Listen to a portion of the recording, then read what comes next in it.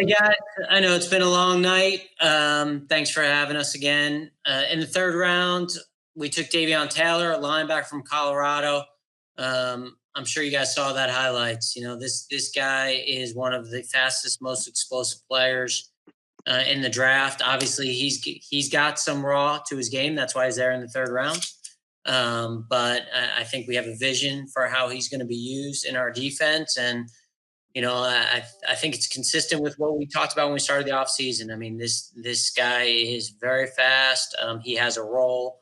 Obviously, he's got a role not only on defense but also on special teams. But we think this guy has the traits in his body to develop into a starter who can make plays all over the field, and that's what we think his ceiling is. And we got to get him there. Okay, we'll start with Paul Domowitch and then Tim McManus. Yeah, Howie, you mentioned you have a vision for him. I mean, how do you see him fitting into Jim's defense? Yeah, obviously, our vision is reflective of our coaches. It's their scheme, and we want to make sure that we're matching these players with their scheme and finding players that fit what they're looking for. And when we talked about it with Coach Pederson and Coach Schwartz and our scouts, this guy, he's got some rocket ship to him, and you see it. He can find the ball. He can play in space. It's a space game. He's got the physical ability to cover the slot receiver, to cover tight ends, to cover backs. And those things are hard to find. And that's what we're looking for. Tim and then Zingaro. Howie, going back to your conversation with Carson earlier today. We'll see you guys tomorrow. Yeah, going back to your conversation with Carson earlier today, what did you say to him to kind of explain the potential move with Jalen, and what did he say to you in response? It's us again. I think it's back to us.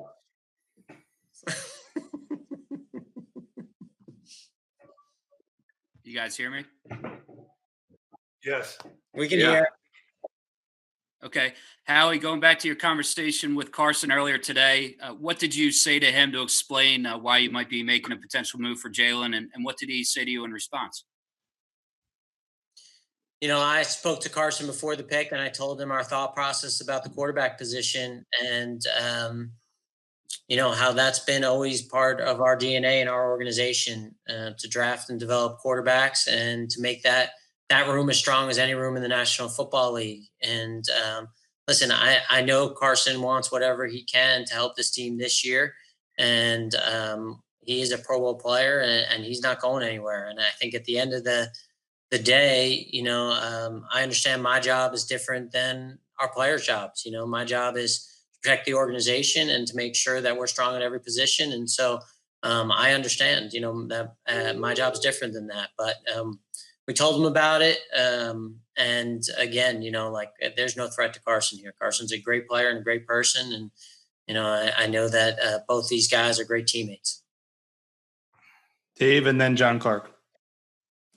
With a player like Davion, who's kind of been a late comer to football, how do you kind of figure out a timeline for him, and how do you gauge whether or not he'll be ready to be a serious contributor in his rookie contract? Is that for me? Fair. Whoever wants. Yeah, I think we're not drafting this guy in the third round because we don't think he's going to be a serious contributor in his rookie contract. We're certainly hoping that he's going to get on the field as quickly as possible. The defensive staff coach is really excited about him, and we also think he can be a difference maker on special teams. John, and then Coach Zach Berman.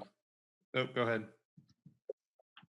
Hey, going back to the drafting of Jalen, was this a general looking at a lot of different quarterbacks possibly, or was this a situation where you really liked what you were seeing from Jalen and wanted to continue that, and then it was just an amazing value where you were tonight? Coach, why don't you talk about the quarterbacks in this draft and what you saw, and then maybe Andy can talk about value. Yeah, I mean, when you think about the quarterbacks and particularly the ones in this draft, obviously the ones we saw, get drafted on day one. These are guys that, obviously teams value enough to possibly be starters on their rosters. And then when we get into day two, day three of this draft, and you start looking at quarterbacks, as Howie mentioned, we're always going to be aggressive with quarterbacks. This is something that I, even in my playing days, have always been, on teams where we've drafted or at least brought in quarterbacks on the roster. So, when a guy like Jalen Hurts is sitting there, and he comes, down the draft board a little bit, and his skill set and the upside with him, and how he can add value to that room that we have, and how he can enhance and help. There's a lot of value there, and so very excited about him. He's a proven winner. We've talked about it. We've discussed it.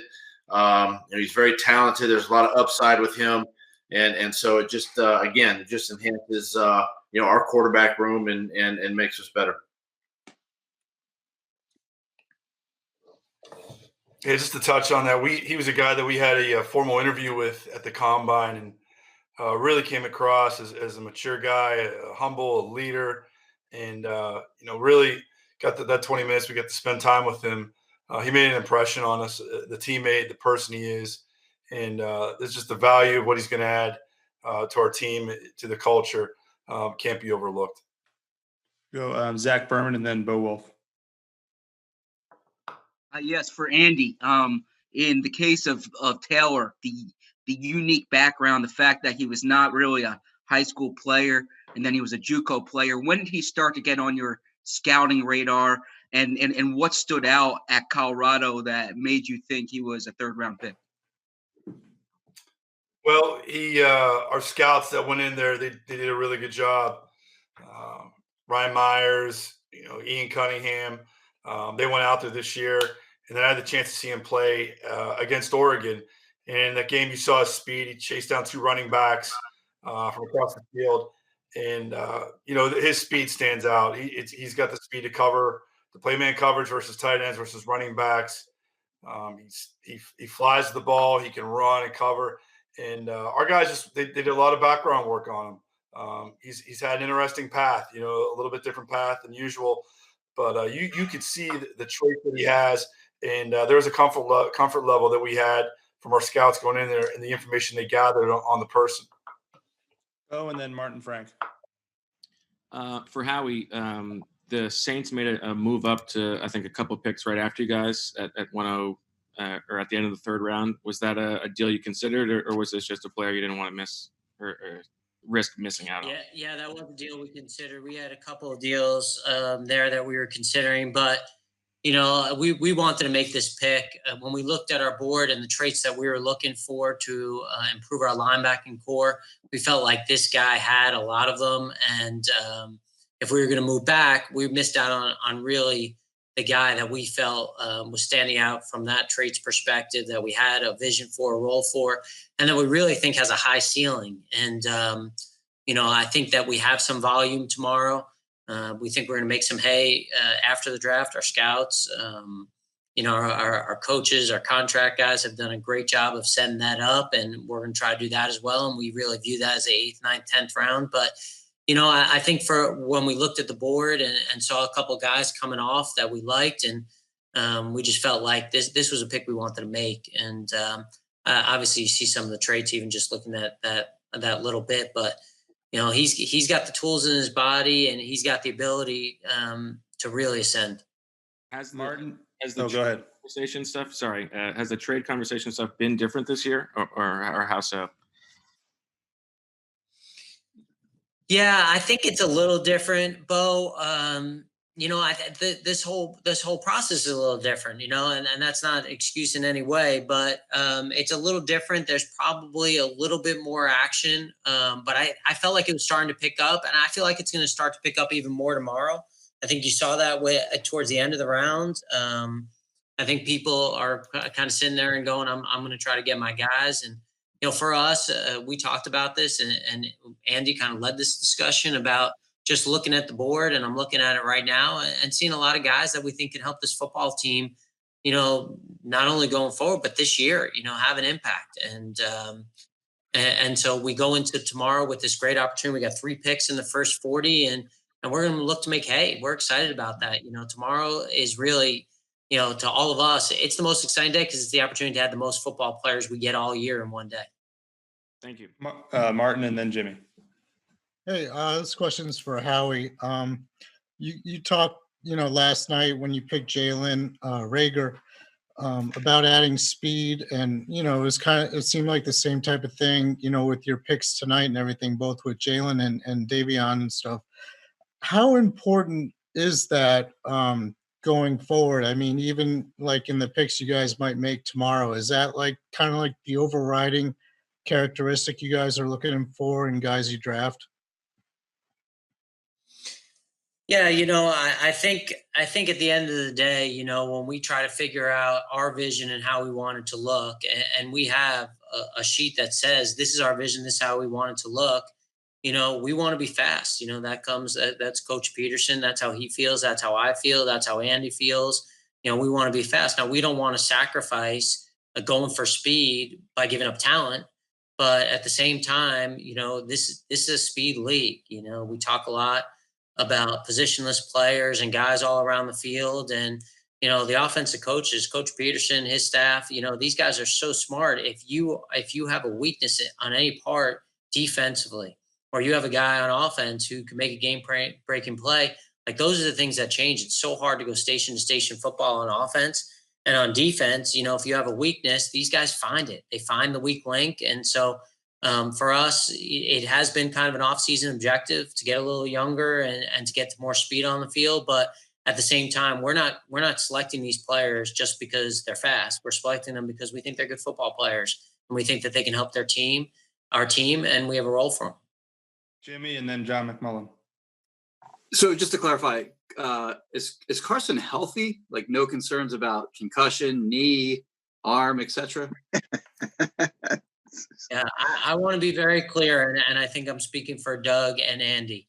Carson is 100%.